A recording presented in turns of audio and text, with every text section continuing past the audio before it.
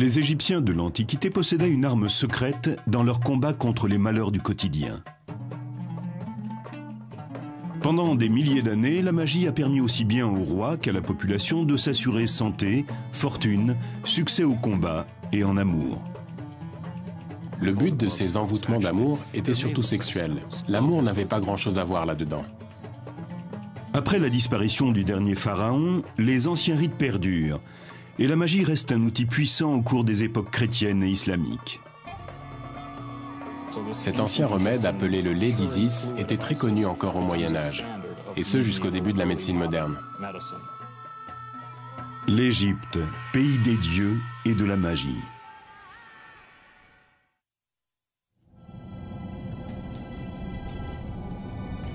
À notre époque, le terme magie évoque des rituels interdits, des rites maléfiques accomplis par des sorciers diaboliques, à des fins peu recommandables. Mais dans l'Égypte ancienne, la réalité était tout autre. Du pharaon aux paysans, tous considèrent la magie comme un outil puissant contre la malchance. La magie est surtout une religion pratique, très terre à terre. Elle colle à la vie quotidienne. Les gens s'en servent pour obtenir ce dont ils ont besoin, pour réaliser leurs souhaits, leurs espoirs, et pour lutter contre leurs peurs. On trouve des formules magiques pour accroître les récoltes, et d'autres qui s'appliquent en complément de la médecine traditionnelle. Mais aussi de nombreuses incantations à proférer contre des personnes ou contre des familles entières. Et à partir du règne de Ramsès, apparaissent les envoûtements d'amour. Du point de vue des Égyptiens, la magie est aussi ancienne que le cosmos. Ils la considèrent comme l'étincelle qui a permis la création. Selon les plus célèbres mythes égyptiens, le dieu Ré-Atoum a créé le monde en nommant chaque chose. C'est son premier fils, Eka, qui insuffle l'énergie vitale dans ses mots et qui donne vie au cosmos et à toutes les divinités.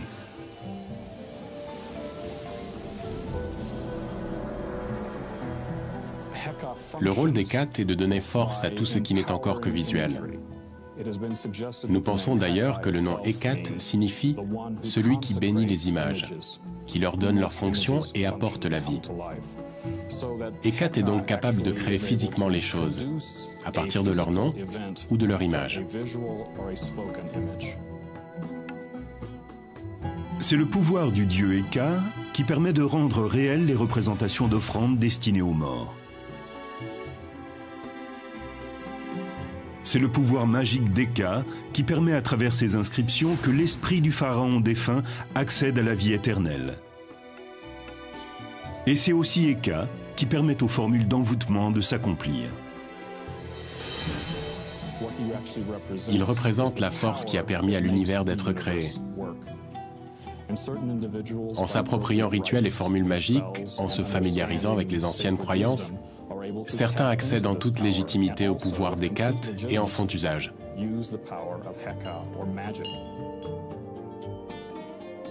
Pendant plus de 3000 ans, le pouvoir magique d'Eka est déclenché par des rituels officiels, destinés à protéger le pays, ainsi que par les incantations prononcées par les gens ordinaires.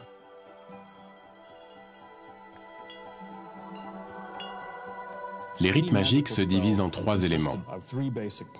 Il y a d'abord le rituel, c'est ce qu'on fait. Puis les incantations, c'est-à-dire ce qu'on dit. Et enfin, les objets utilisés au cours du rituel. Ils disposent tous d'un pouvoir magique. Les objets de culte peuvent être des amulettes confectionnées par des artisans ou des éléments organiques, comme des langues de lézard ou du sang de taureau. Ils ont généralement une valeur symbolique. Ce bracelet est composé de représentations de coquillages appelées choris. On s'en servait dans les rites de fertilité car leur forme rappelle le sexe féminin. On trouve des formules magiques datant de la période gréco-romaine de l'Égypte, qui se situe entre -300 avant Jésus-Christ et l'an 400 de notre ère. Elles concernent divers problèmes comme la santé, le commerce, l'amour.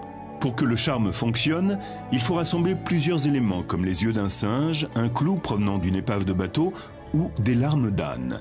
Les formules magiques reflètent souvent l'époque à laquelle elles ont été écrites. Un ingrédient apparaissait souvent dans les enchantements. C'était du sang de gladiateur. Si vous en recueillez et que vous en mettez un petit peu dans votre boisson, elle vous donne pouvoir, force et colère. Dans les formules magiques, en plus de l'explication du pouvoir qu'elles renferment, de la liste des ingrédients et des amulettes à utiliser, on trouve assez fréquemment un texte narratif appelé Historiola. Il s'agit la plupart du temps d'histoires retraçant la vie des dieux. C'est le récit d'événements mythiques. Il est répété plusieurs fois, mais ce n'est pas pour s'assurer que les gens comprennent bien l'histoire. Il met en scène des grandes forces, et en les répétant à plusieurs reprises, on libère ce pouvoir. On lui permet de sortir des lignes du récit. On a alors une chance d'être investi de la puissance des événements relatés. Un rituel magique peut consister tout simplement à disposer quelques statues votives, des offrandes de nourriture, des morceaux de plantes ou d'autres objets sur un petit autel et à réciter des incantations magiques. S'il s'agit d'un sortilège, les objets utilisés pendant le rituel destinés à contrôler ou à nuire à quelqu'un sont souvent ligotés, écrasés, brûlés ou même fondus. Lorsqu'un sort vient d'être jeté, la formule magique est souvent enterrée dans un cimetière abandonné. Pour que la colère des défunts, que plus personne ne vient honorer, ne se retourne contre la victime du sortilège, ils choisissaient d'anciennes tombes, sur lesquelles on ne déposait plus d'offrandes depuis longtemps. Les endroits les plus indiqués pour enterrer ces formules étaient donc les cimetières abandonnés. Il existe des formules magiques pour tous les cas de figure. Certaines permettent d'améliorer la mémoire, de gagner au dé, de convaincre un client, de provoquer un accident de char et même de donner à un rival l'apparence d'un âne. La plupart des formules magiques se présentaient comme des formulaires avec un espace vierge pour inscrire votre nom. Vous achetiez un sort et vous y écriviez le nom de votre mère, car c'était la clé qui permettait de remonter dans votre généalogie.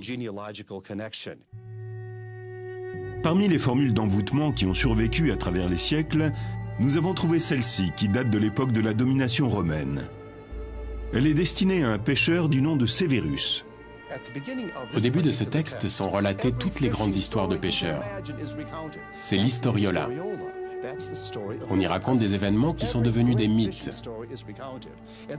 À la fin, on peut lire « Et puisque la pêche a été si bonne pour tous les autres, qu'il en soit de même pour Sévérus, fils de Johanna. » Mais le vœu de Sévérus ne s'arrête pas là. Il veut également être doté d'une voix enchanteresse et être célébré pour son talent de chanteur.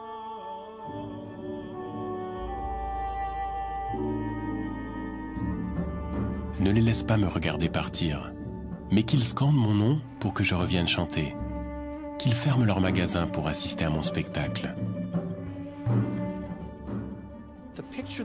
L'image que nous nous faisons de Sévérus est celle d'un pêcheur frustré, las de lancer ses filets, qui désire devenir une vedette de la chanson et qui demande aux dieux et aux déesses d'intercéder en sa faveur, car sa voix n'est sans doute pas terrible. Nous ne saurons sans doute jamais si l'envoûtement a fonctionné, mais la foi dont cet homme fait preuve a été célébrée par les Égyptiens pendant 3000 ans. Les Égyptiens ont recours à la magie en n'importe quelle circonstance. Les formules utilisées sont littéralement calquées sur les premiers sorts jetés dans l'Égypte antique avec l'accord des pharaons. Ces sortilèges étaient destinés à écraser les ennemis étrangers.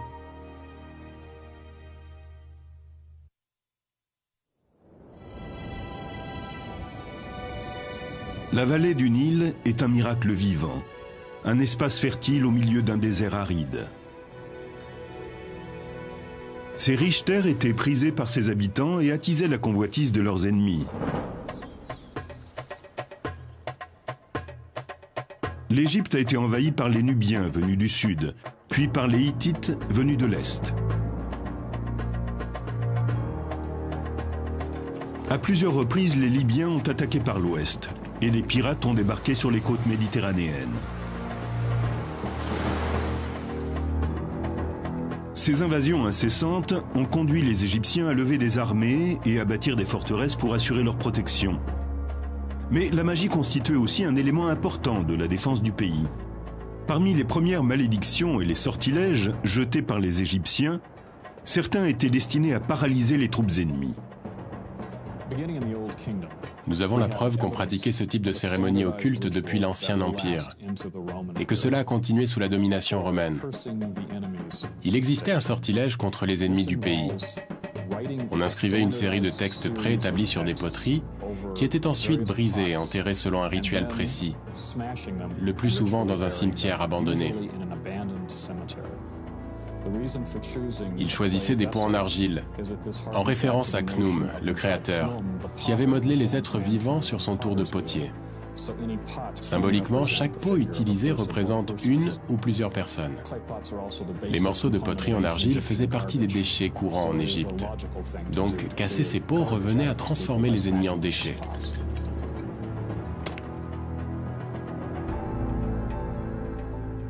Les vestiges de ce rituel ont été découverts à Mirghissa, une ville située en territoire nubien tout près d'une forteresse égyptienne construite vers 1700 avant Jésus-Christ. Ce territoire appartient aujourd'hui au Soudan. Au cours des fouilles, on a découvert des morceaux de poterie en argile rouge. On peut y lire les formules d'une malédiction jetée aux Nubiens. Ils avaient été enterrés à côté de tombes abandonnées.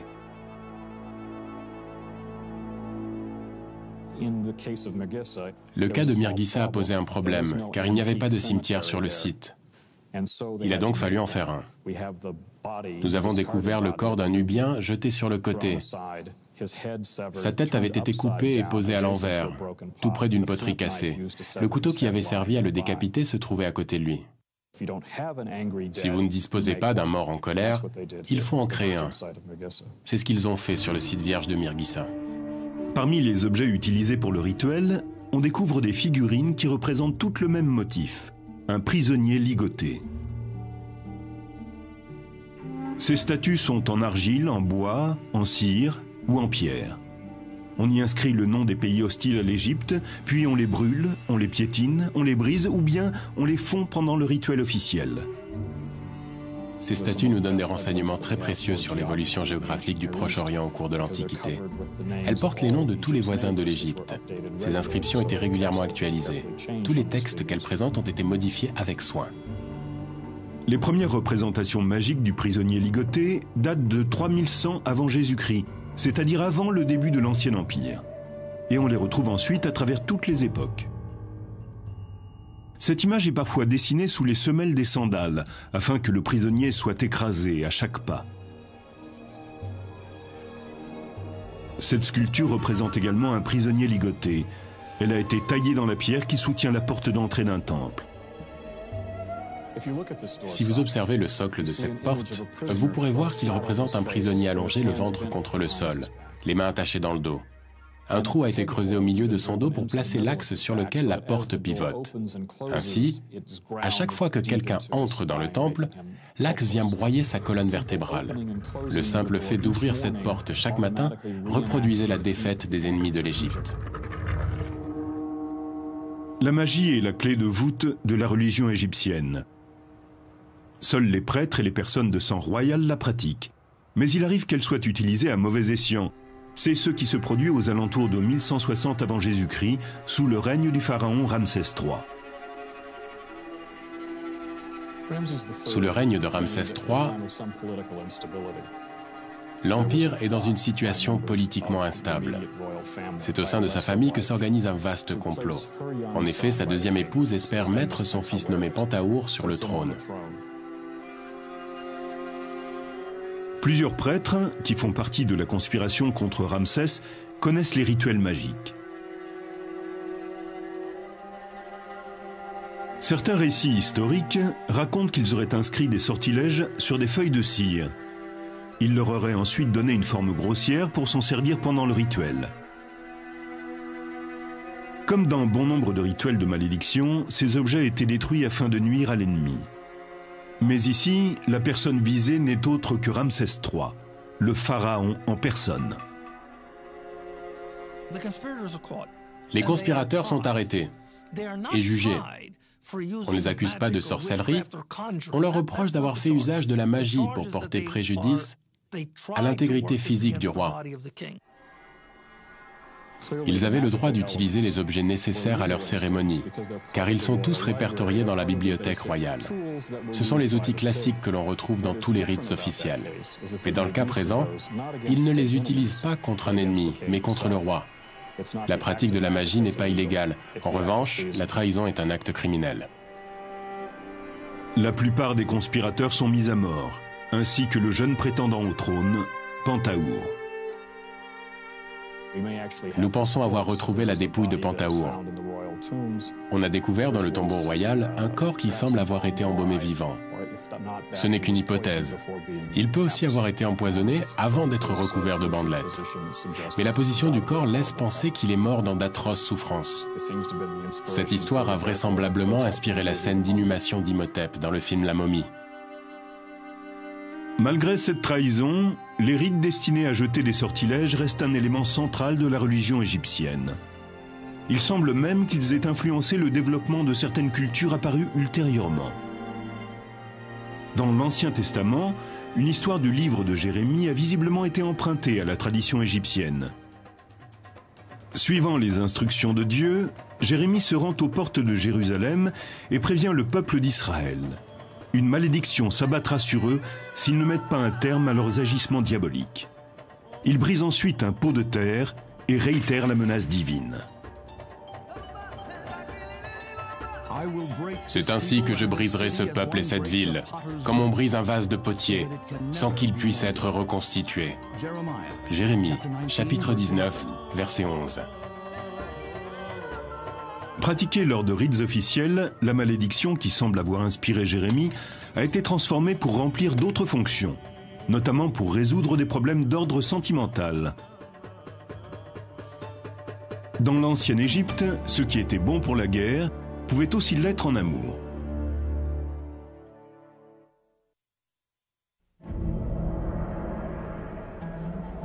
Le temple est le lieu où les forces magiques peuvent être libérées. C'est là que se déroulent les sortilèges officiels, là que l'on compose de nouvelles formules magiques et que l'on archive, copie et étudie les formules déjà existantes. Les prêtres sont les gardiens de ces puissantes traditions. Ils rédigent les textes magiques et les mettent en pratique. Pourtant, la magie n'est pas circonscrite à l'enceinte du temple. Seuls les prêtres les plus hauts placés dans la hiérarchie servent tout au long de l'année au sein même des temples. Les autres n'y séjournent que quelques mois et sont ensuite remplacés par un autre groupe de prêtres. 5 groupes peuvent ainsi se succéder sur une année. Le reste du temps, ils étaient libres de faire ce qu'ils voulaient. Ils pouvaient être fermiers, fonctionnaires, ou bien proposer leur talent dans le domaine de la magie. Ils étaient prêtres à temps partiel. Ils pouvaient assister aux différents rituels, y prendre part et même rédiger les formules qui devaient y être lues. Et en marge de cela, ils pratiquaient la magie au sein du peuple. Dans les villages, les prêtres transforment les malédictions destinées aux ennemis de l'Égypte et les utilisent pour prévenir les désagréments du quotidien, comme les problèmes de santé, d'argent et les amours malheureuses. Comme dans les rites officiels, ces formules comportent une historiola qui retrace des événements mythiques. Isis, la déesse mère, et son époux, Osiris, le dieu des morts, sont souvent invoqués dans les incantations amoureuses. Les sortilèges destinés à la population permettent généralement de contraindre quelqu'un à faire quelque chose. Ici, il ne s'agit plus de combat guerrier, mais de conquête amoureuse. Au Louvre, on peut voir une statuette d'argile représentant une femme accroupie, les bras attachés dans le dos. Cette position rappelle clairement l'image des prisonniers ligotés. Elle était utilisée lors du rituel de l'envoûtement amoureux. Mais ce terme est-il bien approprié ? Le but de ces envoûtements d'amour était surtout sexuel. L'amour n'avait pas grand-chose à voir là-dedans. La figurine du Louvre date du IIIe ou IVe siècle avant Jésus-Christ, de l'époque de la domination romaine. Elle a été trouvée dans un pot en terre, accompagnée d'un texte magique écrit sur une fine feuille de plomb. La formule contient des informations spécifiques pour le rituel. 13 épingles en cuivre doivent être enfoncées méthodiquement dans la figurine. À chaque fois que l'une d'elles est en place, on récite la même incantation. En introduisant cette épingle en cet endroit, tu ne penseras plus qu'à moi. Cela avait pour effet d'obliger une femme à n'avoir de rapport sexuel qu'avec vous. Il faut préciser que même le mari de cette femme était alors exclu. Il n'y avait plus que vous qui comptiez. Le but de ce rituel n'était pas d'amener cette femme à tomber amoureuse de vous, mais de la contraindre à vous aimer. Ce rite utilise la symbolique du prisonnier ligoté, sans défense et que l'on écrase. C'est une application très classique des anciennes formules de domination égyptienne. Il arrivait que dans un village, les gens sachent qu'un homme, voulant séduire une femme, lui avait jeté un sort. La femme savait qu'elle ne pouvait pas lutter. Si elle pouvait résister à un homme, c'était impossible face aux dieux et aux déesses. Elle savait qu'elle n'avait pas d'autre choix que de céder. Au cours de la domination gréco-romaine, les formules des envoûtements amoureux sont souvent placées dans des cimetières abandonnés, parfois même à l'intérieur d'une dépouille. Cela rappelle un procédé antique de malédiction. On jette une figurine représentant celui que l'on poursuit dans un cimetière abandonné, là où les morts en veulent aux vivants de les avoir oubliés. En payant grassement quelqu'un ou bien en s'adressant à un prêtre, le texte pouvait être placé dans les catacombes, dans la bouche d'un cadavre. Cet envoûtement a été demandé par un homme qui souhaite manipuler les sentiments d'une femme mariée, du nom de Karossa. La formule est directement adressée à la dépouille dans laquelle on l'a placée. Réveille-toi et viens à mon aide. Fais que ce qui est inscrit sur ce texte une fois placé dans ta bouche devienne réalité. Empêche Karossa de penser à son mari, à son enfant, à sa soif, à sa faim. Et mène-la vers moi, brûlante de passion, d'amour, et pleine du désir de m'offrir son corps. Vite, très vite. Malgré l'introduction du christianisme en Égypte, ce type d'envoûtement va rester en usage plusieurs siècles après la crucifixion du Christ. Beaucoup parmi les prêtres chrétiens avaient été élevés selon les coutumes anciennes. Et la magie perdure à travers des chrétiens originaires d'Égypte, l'Église copte. Nous supposons que les principaux responsables des guérisons, de la préparation des amulettes ou des sortilèges et qui reliaient les formules magiques étaient des coptes. Ils pouvaient aider un homme à conquérir une femme, ou encore permettaient à une mère de jeter un sort sur le couple de son fils quand elle estimait que son épouse n'était pas celle qu'il lui fallait. Donc à ce moment, elle jetait un sort pour arracher cette fille des bras de son fils. Il semble donc que toutes ces formules magiques auraient été écrites par des moines coptes. Ils étaient les Égyptiens lettrés de l'institution chrétienne.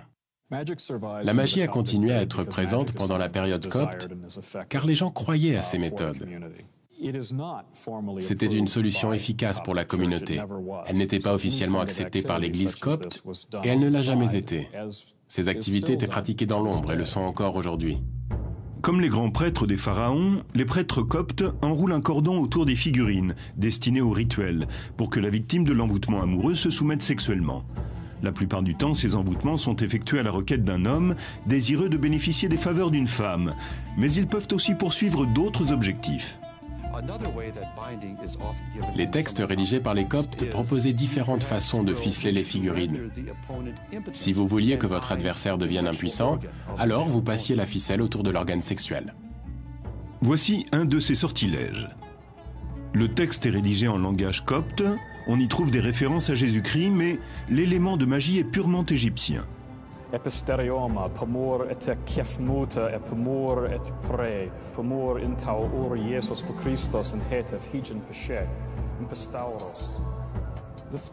On invoque dans le sortilège l'union du ciel, de la terre, des oiseaux et de la lune, comme Jésus-Christ l'a demandé sur la croix, afin de s'assurer, comme il est dit dans le texte, que le membre viril d'eux, ici on inscrivait le nom de son ennemi, tout comme son désir, s'assèche comme un morceau de bois sec, qu'il devienne comme un chiffon sur un tas de crottins, qu'il ne durcisse plus, qu'il n'ait plus d'érection, qu'il n'éjacule plus, qu'il n'ait plus de relations sexuelles avec, et là vous mettiez le nom de la femme que vous convoitiez.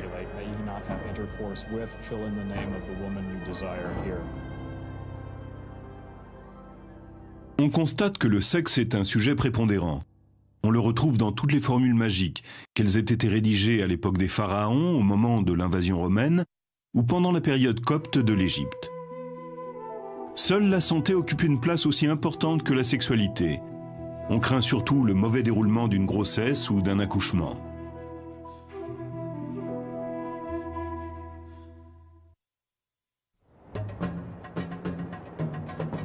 Selon les textes égyptiens anciens, les dieux ont offert la magie aux humains pour leur permettre de faire face aux pièges que le destin leur réserve.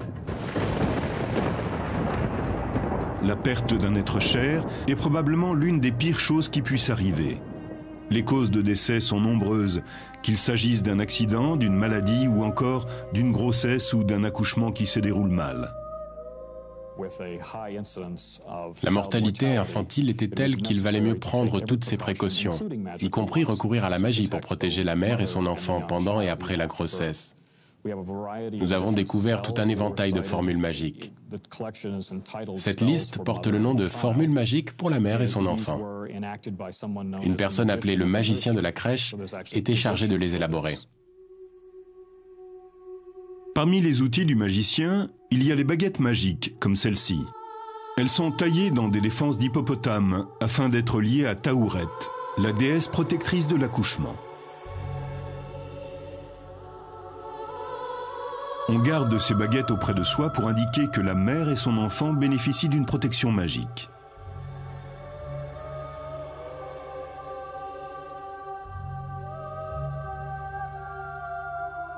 Les jarres, dans lesquelles se trouvent les onguents magiques pour soigner les femmes enceintes, sont elles aussi associées à Taouret. Elle représente une femme enceinte avec la silhouette de la déesse Taouret. Si bien qu'elles sont en partie femmes et en partie hippopotames. On disait que les onguents que l'on mettait dans les récipients pouvaient servir à soigner les vergetures. On retirait en quelque sorte l'huile du corps même de la déesse protectrice de l'accouchement. Et on l'appliquait sur la patiente qui était à son tour investie du pouvoir de Taouret. Ce genre d'association entre magie et médecine n'est pas un cas isolé. Sous l'Ancien Empire, certains physiciens sont aussi appelés prophètes d'Eka, le dieu de la magie. Comme dans les emboutements amoureux, les formules de guérison comportent une historiola. On y retrouve souvent les histoires d'Isis et d'Horus. Parmi les magnifiques histoires que l'on raconte au sujet de la déesse Isis et de son fils le dieu Horus, l'une d'elles explique comment Isis parvint à soigner Horus d'une piqûre de scorpion. On note un grand intérêt dans la magie égyptienne pour se protéger des piqûres de serpents et de scorpions. Le mythe d'Isis et d'Horus a inspiré l'un des remèdes magiques les plus puissants, le lait d'une mère ayant mis au monde un garçon. Bien sûr, on ne disposait pas toujours du lait de la mère d'un jeune garçon. Il existait donc de petites fioles de la forme d'une femme avec un enfant dans les bras.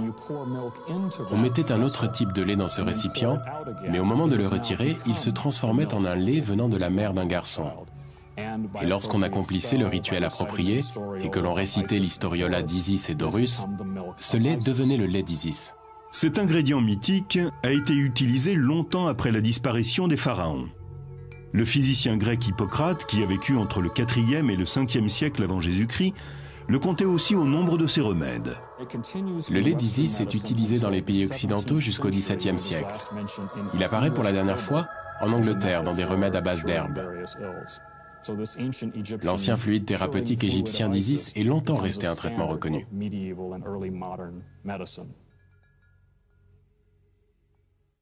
Dans l'Antiquité, Horus est l'objet de bien d'autres historiolas.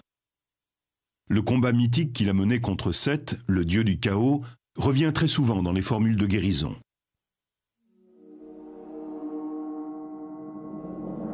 La légende raconte que Seth arracha un œil à Horus lors d'un terrible combat.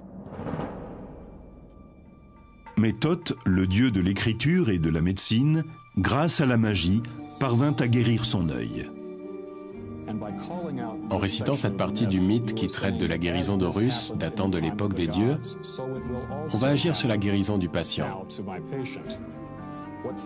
Selon les anciens textes, Thoth a craché sur l'œil blessé d'Horus, ce qui a suffi à le guérir.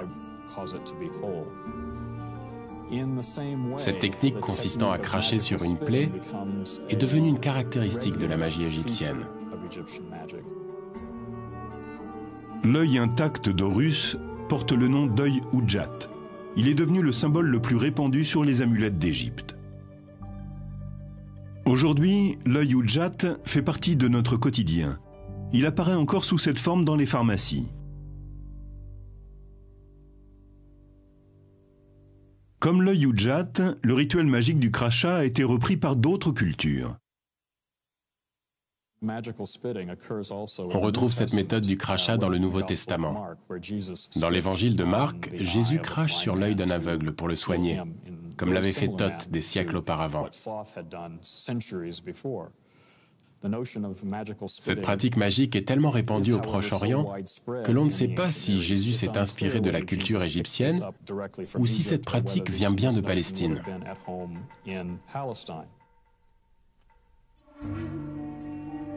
La bibliothèque de Nag Hammadi. On y trouve une collection de textes anciens de magie égyptienne, et certains d'entre eux indiquent comment recourir à la magie pour guérir. Le livre secret de Jean contient une liste de 365 anges aux noms étranges, chacun d'eux associé à une partie du corps humain. L'œil gauche, Euronymous, l'oreille droite, la colonne vertébrale. Imaginez que vous ayez une douleur à l'épaule ou au genou. Il suffit de connaître le nom de la divinité chargée de cette partie du corps et de lui demander de la soigner. C'est encore bien plus simple si vous avez une pierre précieuse. Par exemple, une gemme magique rouge. Le rouge est assimilé au rein. Vous posez la pierre sur la partie malade de votre corps, on invoque les forces occultes et vous êtes guéri par la magie.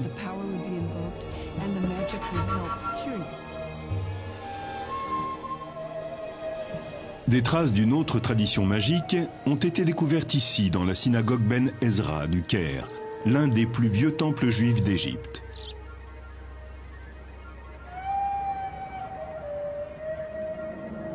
La loi juive impose d'enterrer les livres sacrés devenus obsolètes, selon un rituel particulier, ou bien de les conserver dans un dépôt appelé un Géniza.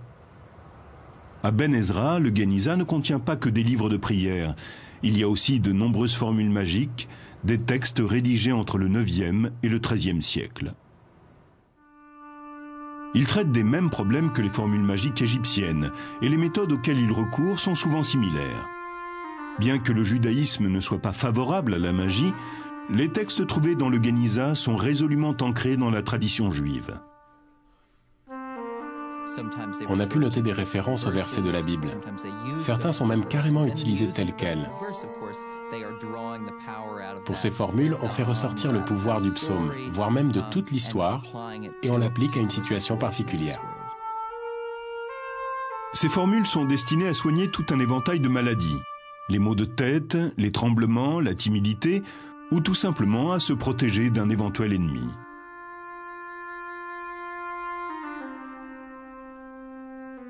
Les textes magiques du Géniza ont un point commun avec les textes coptes et ceux rédigés à l'époque des pharaons. Ils montrent tous la même révérence face à la puissance magique des mots. Plus tard, on retrouve le même respect dans l'une des nombreuses traditions magiques que l'Égypte ait connues, celle de l'islam populaire.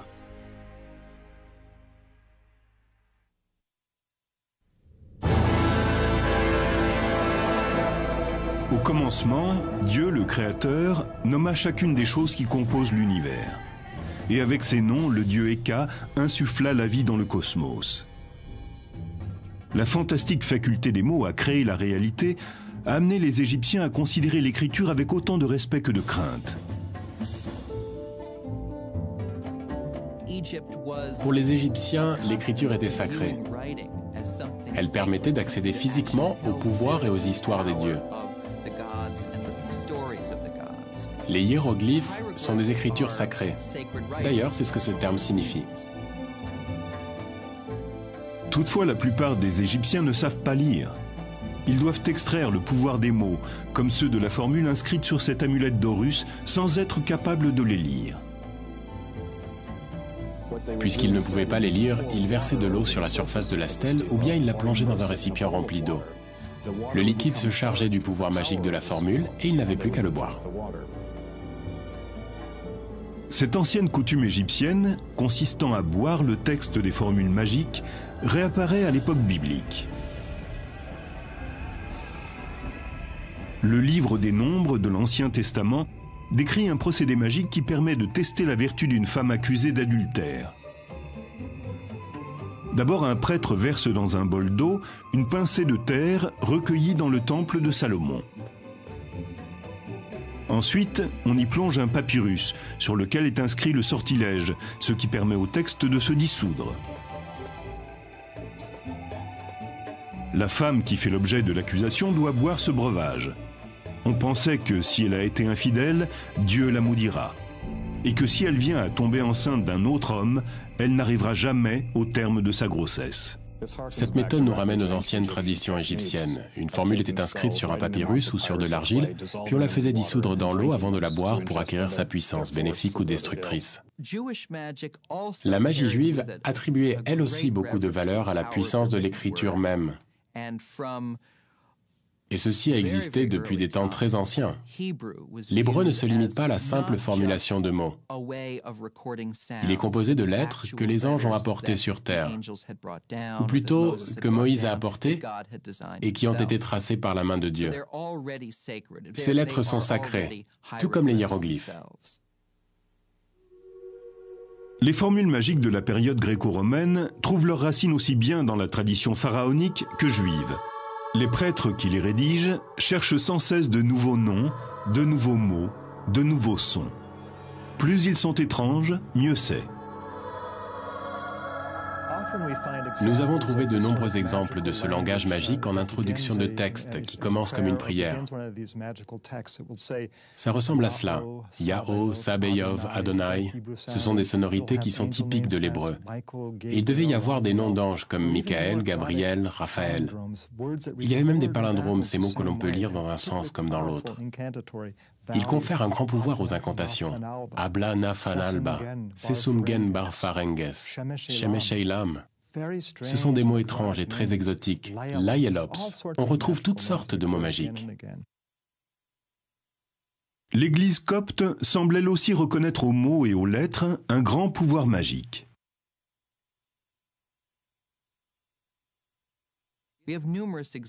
On trouve de nombreux exemples dans lesquels les premières lignes des évangiles sont inscrites dans le but d'invoquer le pouvoir des dieux chrétiens. Certains de ces textes sont utilisés comme une forme de pouvoir.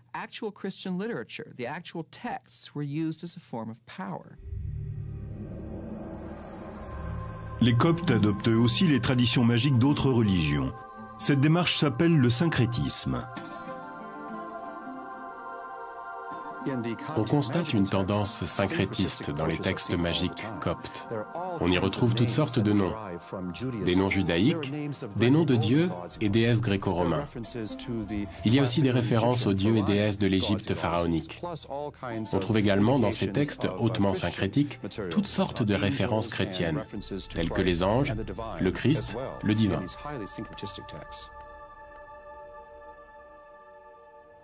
Il existe un exemple parfait de texte syncrétiste parmi les ouvrages mystiques de la bibliothèque de Nag Hammadi. Dans ce récit, il est question d'un jeune homme qui rend visite à Thoth, le dieu égyptien.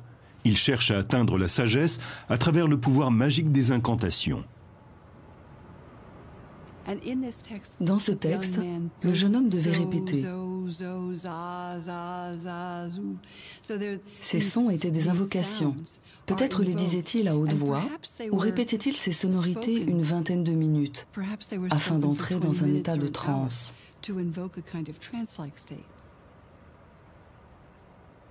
Même si la magie n'est pas officiellement approuvée par l'Église copte, elle survit et perdure jusqu'à la période islamique. Cette vision très ancienne, qui consiste à accorder à des textes un pouvoir magique, semble avoir été partagée par les musulmans d'Égypte. On en trouve des preuves dans des endroits très inattendus. Dans ce bâtiment se trouve un nilomètre qui permet de mesurer la profondeur du Nil. Construit en l'an 861 de notre ère, il a permis pendant plus d'un millénaire de prévoir les inondations, les famines ou l'abondance de nourriture. Les parties essentielles du nilomètre sont recouvertes de versets du Coran. Il est ici question de l'eau, de la végétation et de la prospérité. Certains experts pensent que ces versets sont là dans un but magique, comme sur les amulettes pharaoniques, mais à plus grande échelle. La magie trouve également place en Égypte dans la pratique quotidienne de l'islam.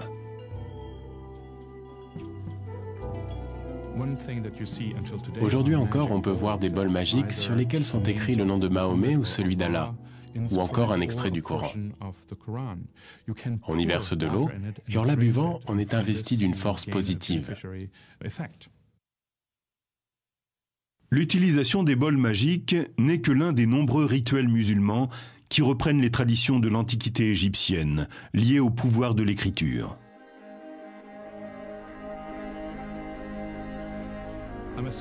J'ai moi-même vu un homme pieux inscrire quelque chose sur un talisman. Il écrivait des versets du Coran sur un morceau de papier. Il l'a certainement emporté chez lui pour le dissoudre dans de l'eau et boire le breuvage.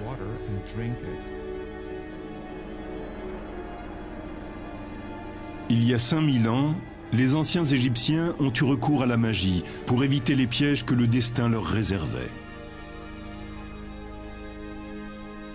Au cours des siècles, et quelles que soient leurs croyances, les Égyptiens ont fait confiance à la magie pour améliorer leur santé, se protéger du malheur ou connaître la chance en amour. Tous ceux qui ont vécu sur cette terre ont ce lien entre eux, le désir de déjouer les pièges du destin en recourant à une puissance supérieure que l'on appelle magie ou parfois religion.